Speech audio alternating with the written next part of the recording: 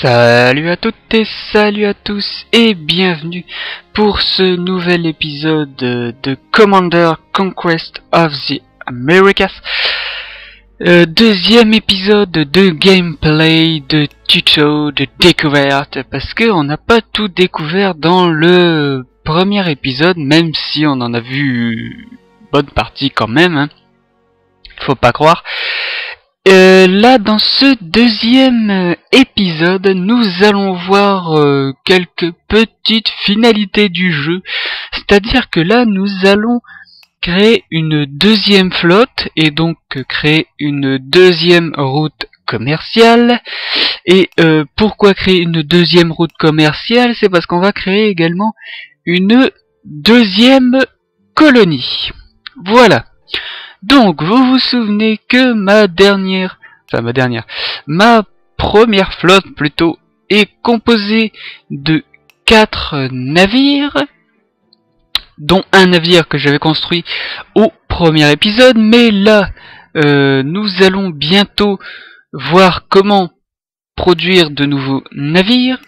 Donc là, je sais pas si j'en ai parlé la dernière fois, mais lorsque vous produisez un navire, vous êtes capable de choisir 3 options pour le navire, 3 options à la construction, hein, pas une fois qu'ils sont construits. Par exemple, augmenter la capacité des cales, réduire le coût d'entretien, augmenter la maniabilité, ou des choses comme ça. Mais il faut savoir que tout cela a un coût, à la fois un coût en argent, c'est-à-dire que vous payerez votre bateau plus cher, mais également un coût en temps, c'est-à-dire qu'il mettra plus longtemps à être construit. C'est tout bête. Voilà. Mais moi, j'ai pas besoin de tous ces petits artifices. Enfin, ces petits artifices, ça peut être sympa quand même, mais bon, voilà quoi. Sans plus. Donc là, que va-t-on faire, allez-vous me dire? Eh ben en fait, c'est que comme j'ai 4 navires marchands, eh ben j'ai augmenté les biens que j'importe de Marseille vers Hyde Point. Comme ça au moins ça va me permettre d'éviter un déficit trop grand, parce que je vous le rappelle, quand vous commercez de la colonie vers votre ville de départ, la plupart du temps vous êtes assez confortable en termes d'argent, c'est-à-dire que vous faites des bénéfices.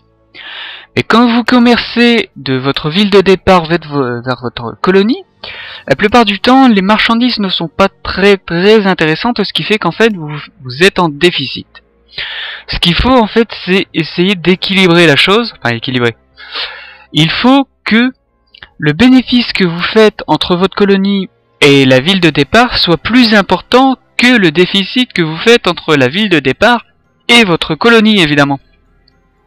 Donc évitez de limiter les pertes, parce qu'il faut être dans le vert, hein, je vous le rappelle. Donc là on a lancé la construction d'une caraque. Pourquoi lancer une caraque, allez-vous me dire? Eh ben, je viens de vous le dire dans le début de l'épisode, hein, il faut qu'on crée une deuxième colonie. Alors on pourrait créer une deuxième colonie à partir de la flotte qu'on a déjà. Mais je viens de vous le dire également, si on immobilise la flotte, on fait plus de commerce. Et je vous le rappelle, les impôts que vous touchez dans les villes ne sont pas assez importants pour faire un bénéfice quelconque. La plupart du temps, vous êtes grandement en déficit. Donc là, notre navire est fini de produire, on a créé une nouvelle flotte, ce qui a créé un nouvel amiral directement, avec une caractéristique propre, et donc on va choisir quelques petits potes pour l'accompagner. Donc moi la plupart du temps je choisis les 3 que je choisis actuellement, agent, vigie et navigateur. Ce sont les 3 qui me paraissent le plus utiles. La vigie par exemple, ça permet de voir plus loin aux alentours. C'est très pratique lorsque les pirates vont arriver en fait. Comme ça au moins on verra les pirates sur un plus grand rayon d'action et donc on pourra réagir en conséquence. Voilà. Donc je vous rappelle également que pour fonder une colonie, il faut au moins 50 populations minimum. Mais là, mon navire actuel, donc c'est un navire de guerre, il ne peut en transporter que 20. Donc j'ai pas l'air d'un con. Alors qu'est-ce que je vais faire? Je vais pas produire un tas de navires, ça sert à rien. Ce que je vais faire, c'est hop, prendre un navire de ma flotte qui existe déjà. Parce que il faut savoir pardon, que je ne produis pas assez de marchandises dans ma colonie pour remplir mes bateaux. Donc, comme il y a un bateau qui sert à rien, il ne sert pas à rien, en fait, il servait à quelque chose, c'est-à-dire qu'en fait, il ne transportait pas de marchandises de la colonie vers Marseille, mais transportait de la marchandise de Marseille vers la colonie. Voilà. Mais c'est pas super important de Marseille vers la colonie. Du coup, je mobilise le navire pour de créer la deuxième flotte, et je relance la voie commerciale pour mon premier navire. Voilà.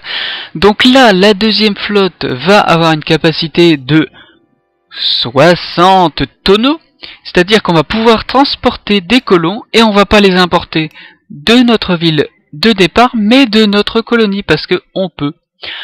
On peut transférer comme ça, je vous l'avais dit dans le premier épisode, de notre colonie pour fonder une autre colonie. De toute façon, vous vous rappelez, ma première flotte, amène toujours des colons vers la colonie. Donc la population que je retire de la colonie sera vite compensée. En un trajet, ce sera sans problème. Alors là, je suis passé du rang 1 au rang 6, c'est pas très bon là, il faut dire. Et vous avez vu, j'ai pas fait grand chose de plus. Bon, j'ai produit un navire, mais bon. Alors là, on peut avoir disponible tout de suite du minerai d'argent, des pots et du minerai de fer, ce qui fait qu'on va fonder la colonie de Yarmouth. Et cette colonie démarre avec déjà une population de 60 habitants. Et qu'est-ce qu'il faut faire une fois qu'on a créé la colonie? Évidemment, il faut créer une voie commerciale pour d'exploiter immédiatement la colonie. Donc là, on va transférer 100 minerais d'argent, donc que je n'ai pas encore, parce qu'il faut savoir qu'avec 62 populations, c'est pas assez important pour qu'ils exploitent les mines d'argent. Donc ce qui fait qu'à mon avis, le premier voyage va être à vide. Mais vous le savez, là on va transporter 50 de population de Marseille vers Yarmouth, et également des poêles, enfin de la fonderie, pour d'éviter les pertes. Enfin en tout cas, on va pas éviter les pertes, mais disons que comme notre ville de départ a déjà de la fonderie, ça va nous permettre de commercer à défaut d'avoir du minerai d'argent dans notre colonie, en attendant d'avoir plus de population. Voilà, j'espère que je me suis bien fait comprendre, parce que c'est quand même assez compliqué cette affaire. Enfin, c'est compliqué. Si vous avez visionné le premier épisode, vous devriez quand même comprendre un tout petit peu quand même. Donc, ce qu'il va falloir faire tout de suite, c'est améliorer la colonie, mais les dépenses que j'ai déjà faites font que voilà, ça va pas être évident de produire tout de suite, en tout cas, parce que vous le voyez, regardez, ma première flotte est arrivée et j'étais à 20 000, enfin 22 000 environ, et là j'en suis plus qu'à 18 000, donc ça va, j'ai limité la perte à 4 000 de déficit avec l'achat et la vente, donc ça va. Donc là, on peut le voir, je diminue, et hop, je réaugmente parce que je vends des minerais vers ma ville principale. Donc c'est toujours ça, en fait, il faut prévoir un bon capital de départ, je ne vous le dirai jamais assez, il faut prévoir un bon capital de départ et ne pas dépenser tout de suite, parce que sinon vous allez être dans le négatif. Par exemple, si vous êtes à 30 000, vous pouvez vous dire, oui, 30 000, j'ai les moyens de m'acheter un bâtiment, mais vous ne savez pas si c'est 30 000 après la vente ou avant l'achat d'une matière. Voilà, parce que si c'est après la vente, par exemple, de gemmes, ça rapporte beaucoup les gemmes. Donc si c'est avant la vente de gemmes, vous savez que vous allez par exemple vous faire 40 000 d'argent avec les gemmes, donc la marchandise que vous achèterez après, ce sera sans problème. Donc là, vous pouvez dépenser tout de suite pour construire un bâtiment. Mais si par exemple vous revenez de votre ville de départ et vous savez que vous allez être en déficit, parce que évidemment de votre ville de départ à la colonie, l'objectif principal c'est pas de faire des bénéfices mais de limiter le déficit, hein, je vous le rappelle. En fait, pour faire simple, vous faites des bénéfices de la colonie vers votre ville principale et vous limitez le déficit de votre ville principale à votre colonie. Donc il faudra regarder la position des bateaux avant de faire une dépense pour savoir si ils sont en train de venir vers votre colonie ou s'ils sont en train de venir vers votre ville principale. S'ils viennent vers votre ville principale, vous savez que vous pouvez dépenser l'argent que vous avez parce que vous allez être en bénéfice. Donc il n'y aura pas de problème, vous allez être en bénéfice. Bon, essayez de faire une petite marge de 30-40 000, quelque chose comme ça, pour te dire de pallier aux imprévus, et puis surtout de pouvoir acheter beaucoup de matières premières à votre ville principale. Mais par contre, si votre navire revient vers votre colonie, vous savez qu'il ne faut pas dépenser à ce moment-là. Voilà. Donc c'est tout con, c'est un conseil que je vous donne, parce que moi, ma première campagne, je faisais pas ça, et j'ai remarqué qu'en fait c'était plus intelligent en faisant ça. Donc voilà, donc c'est un conseil gratuit, un conseil d'expérience. Donc, on va produire une deuxième caravelle pour ma deuxième flotte, parce qu'évidemment, là vous avez vu, j'ai ordonné de transporter 100 minerais d'argent. Mais ma deuxième flotte n'a qu'une capacité de 60 tonneaux. Donc voilà, il y a 40 tonneaux qui vont dans le vent. Alors, le bénéfice, enfin notre rapport financier est quand même assez intéressant. Donc là, hop, on va regarder. Bah, la caravelle n'est pas encore produite, donc voilà. Donc là, elle est finie de produire. Il n'y a pas de problème. Donc on va attendre que ma première flotte arrive, revienne vers Raid Point. Là, elle va déjà commercer avec Marseille. Donc finalement, on va mettre ce navire qu'on vient de produire vers la première flotte pour augmenter sa capacité et encore limiter les déficits du passage de Marseille vers Raid Point. Voilà, comme ça on limitera encore les déficits vu qu'on pourra transporter encore plus de marchandises. Voilà, donc là on fait un clic droit sur Raid Point pour te dire que la flotte reste à Raid Point, et ensuite on va transférer le navire vers la flotte, voilà, et on relance la voie commerciale, voilà. Donc on voit qu'on se fait 9000 de bénéfices à chaque passage. Donc là, évidemment, comme on vient de remettre un navire, le compteur s'est remis à 0, mais normalement on devrait faire plus de bénéfices, dans les 10 000 de bénéfices, et on peut voir que les Allemands ont piqué un des emplacements que j'avais découvert, mais c'est pas grave, à la limite on leur fera la guerre, mais bon, c'est pas trop le principe, parce qu'en fait, d'accord, en fait on peut commercer quand même le minerai que la colonie,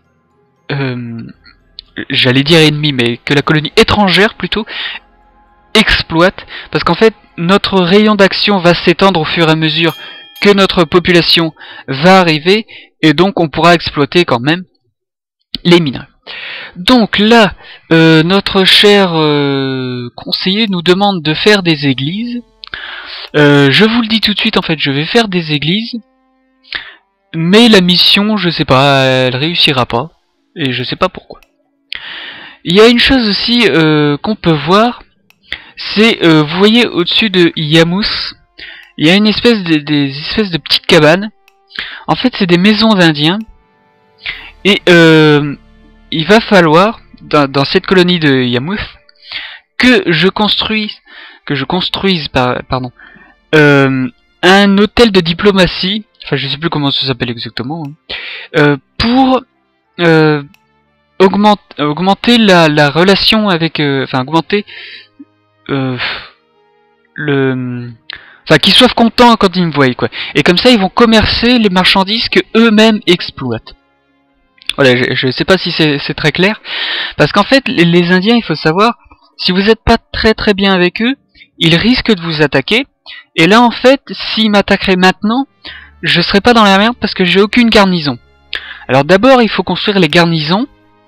Et ensuite, une fois qu'on aura les garnisons, il faudra mettre des soldats dedans. Et le problème avec les soldats, c'est que vous les salariez. Donc ça veut dire que ça grèvera encore votre bénéfice parce que vous devrez payer chaque mois vos soldats. Et ça, ben... Voilà quoi. Finalement, quand vous avez 50, 100 soldats, ça va encore, mais quand vous devez vraiment défendre votre colonie avec 1 millier de soldats, par exemple, là vous commencez à le sentir quand même. Parce que il faut savoir que là, par exemple, Yarmouth est vraiment mal situé là pour le coup. Parce qu'en fait, j'aurais dû prendre la deuxième colonie avant, mais là, bon, j'étais plafonné par le nombre de population maximum qu'il me fallait. Et donc, en fait, je risque de me faire attaquer à la fois par les Indiens et à la fois par les Allemands. Ce qui fait que c'est pas super comme position, hein. Mais bon, on va faire avec, et de toute façon, on va continuer à produire des navires pour essayer de transférer à la fois de la population et des soldats. Voilà. Donc là, on s'en sort plutôt pas mal. On va construire une forge, mais pas maintenant.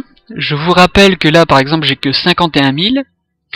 Et donc, je vais attendre d'avoir plus, pour te dire de construire la forge. Pour te dire d'avoir une marge d'erreur, et pour te dire qu'ils puissent acheter les marchandises, et qu'ils puissent les revendre, et que je ne me retrouve pas en déficit. Parce que se retrouver en déficit, on n'aurait pas l'air de con. Donc là, je lance la construction, parce qu'on est à 20 000, ils viennent de vendre leurs marchandises à Yarmouth et à Red Point, donc il n'y a pas de problème. Et là, normalement, ils sont en direction... Donc là, la première flotte est en direction de Red Point, donc je vais encore avoir un petit déficit. Néanmoins, j'espère qu'il sera assez maîtrisé pour te dire qu'ils puissent quand même acheter des cargaisons à Red Point. Donc on va voir ça tout de suite. Donc c'est bon, 13 000. J'ai eu que 5 000 de déficit. Ça reste gérable, quoi. Et là, je réaugmente à 27 951 parce que évidemment, il y en a certains qui sont arrivés à Marseille et qui ont vendu.